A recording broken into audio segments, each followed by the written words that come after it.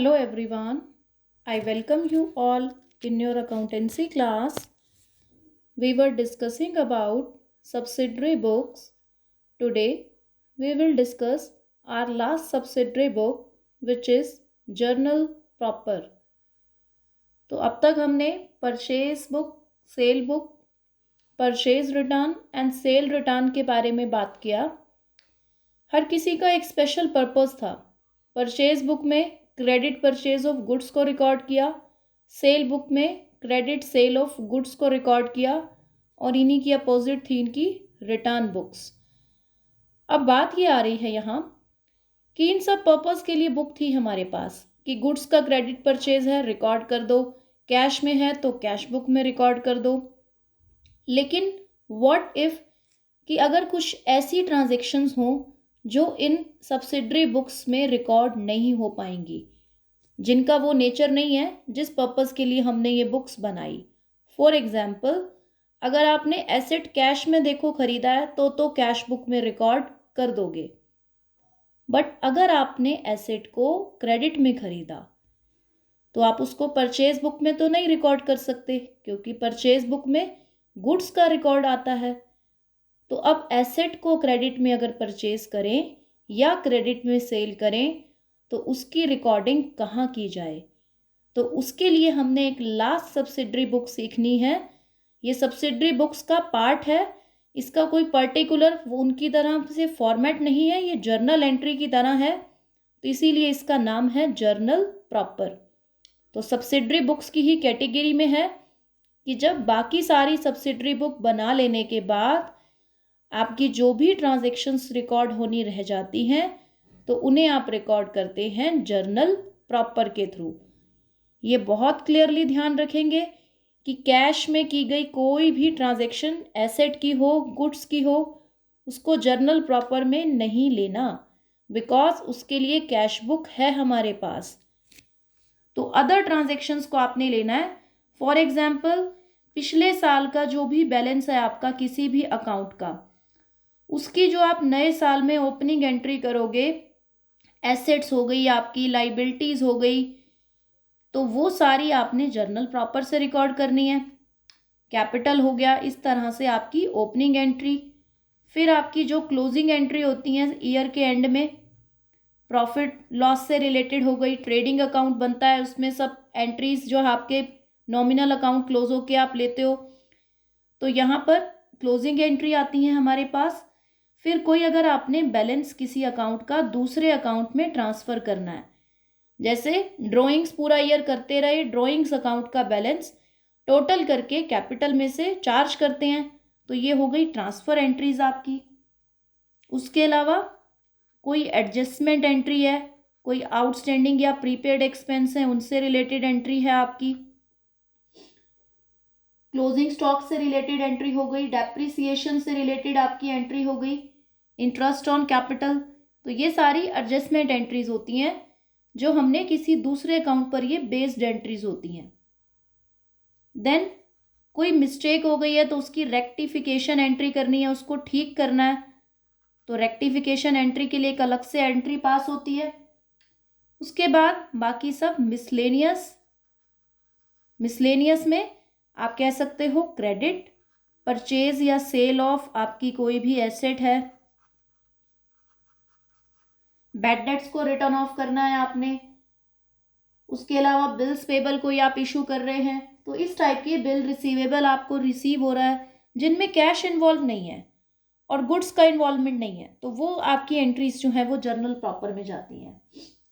तो ये हमने जो है बेसिक बातें डिस्कस कर ली।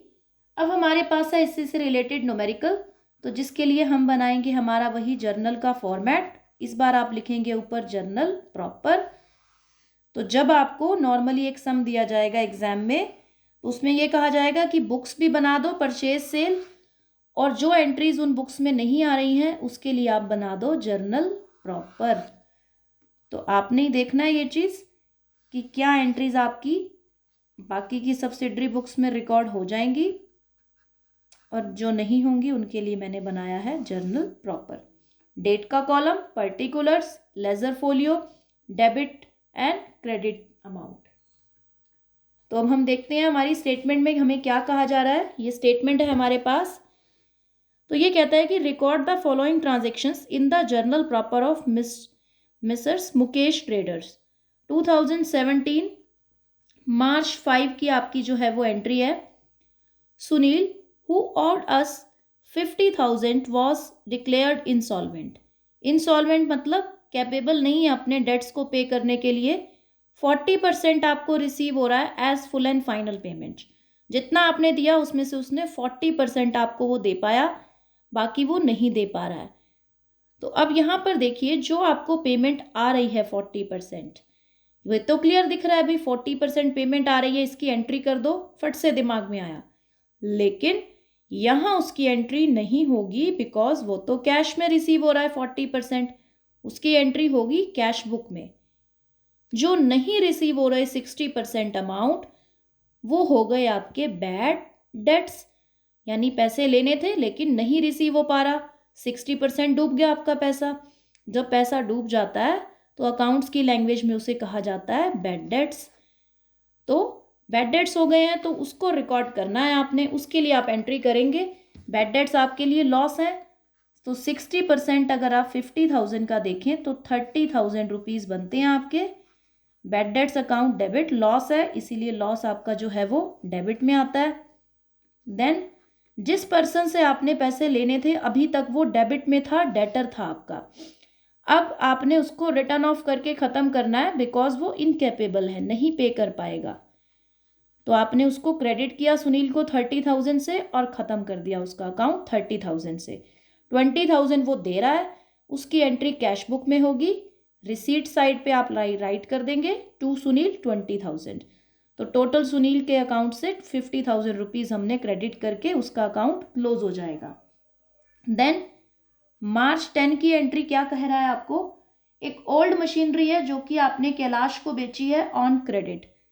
ठीक है, अगर आप एसेट को जब आप क्रेडिट में बेचते हैं तो जर्नल प्रॉपर में उसकी एंट्री आपने शो करनी है। देखो कैश में बेचते तो कैश बुक में जाती, क्रेडिट में बेची है तो यहाँ पे मशीनरी आपकी सेल हो रही है। एसेट जब सेल होती है तो एसेट हो जाती है क्रेडिट, और कैलाश इस केस में क्या है, रिसीवर, तो डेबिट द रिसीवर का रूल लग जाएगा।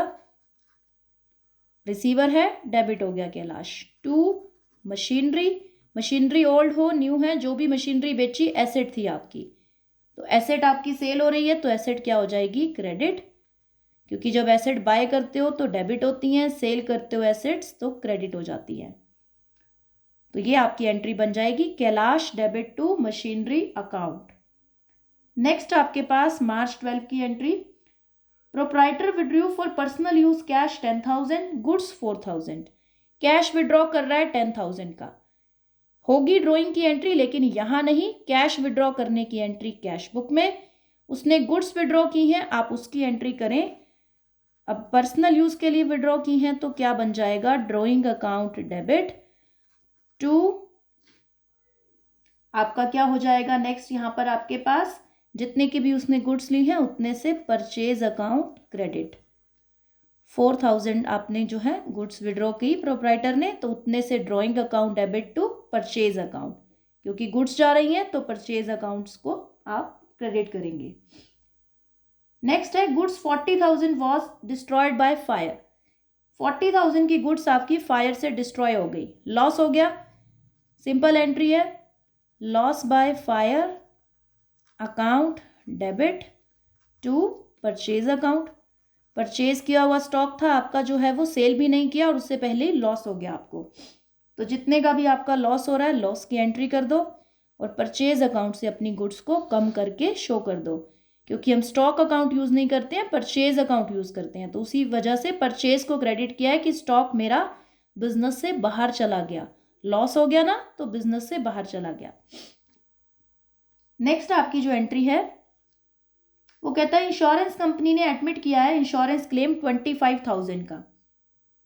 अब जो ये आपका 40,000 का लॉस हुआ था इसके बदले आपको क्लेम रिसीव हो रहा है कंपनी से, जो कंपनी ने एडमिट किया है। कैश नहीं रिसीव हुआ है, क्लेम एडमिट हुआ है, तो जितने से क्लेम एडमिट हुआ है उतने से आपने जो है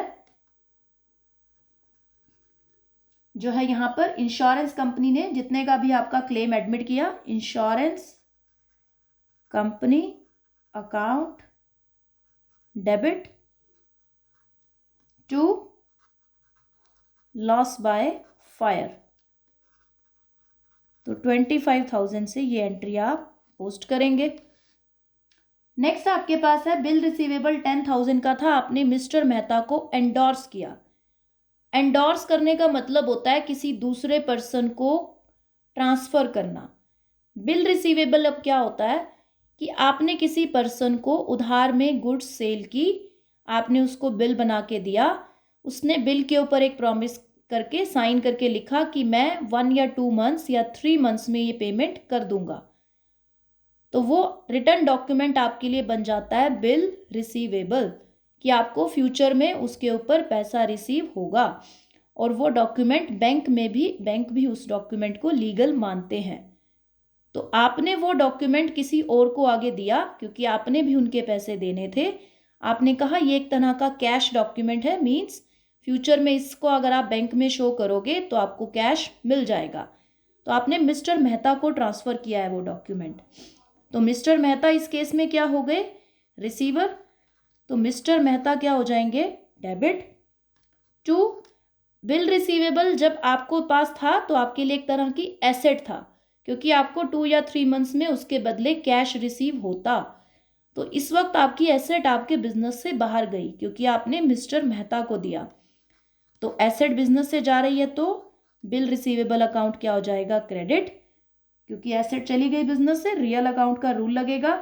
10,000 का BR था तो ये एंट्री हो जाएगी mister Mehta debit to bill receivable account. Then आपके वेजेस आउटस्टैंडिंग है 15,000 के। बहुत ही सिंपल सी एंट्री है, यहाँ तो पहले आप करते ही आए हो, ये तो सिंपल एंट्री है। Wages account debit to outstanding wage account, because outstanding wages क्या बन जाते हैं हमारे लिए, लाइबिलिटी। तो लाइबिलिटी क्रेडिट होती हैं, वेजेस आपका एक्सपेंस है तो वो तो अपने आप में डेबिट होंगे ही। उसके बाद नेक्स्ट कहता है कि insurance prepaid at end of the year was 2,000 का आपने प्रीपेड इंश्योरेंस किया है। जैसे आउटस्टैंडिंग वेजेस लाइबिलिटी होते हैं, ऐसे ही प्रीपेड इंश्योरेंस जो होता है वो एक एसेट होता है कि आपको फ्यूचर में वो एक्सपेंस अब पे नहीं करना होगा। तो आपकी कोई भी एसेट है, नई एसेट क्रिएट हो रही है आपकी, क्योंकि आपने इंश्योरेंस प्रीपे किया है। तो प्रीपेड इंश्योरेंस अकाउंट डेबिट, क्योंकि नई एसेट क्रिएट हो गई ना इंश्योरेंस प्रीपे करने से, टू इंश्योरेंस अकाउंट, इसको इंश्योरेंस अकाउंट में ट्रांसफ़र करोगे, भाई फ्यूचर में मेरे को ये पैसा आप नहीं देना। तो 2,000 से ये आप प्रीपेड इंश्योरेंस की एंट्री रिकॉर्ड कर दोगे।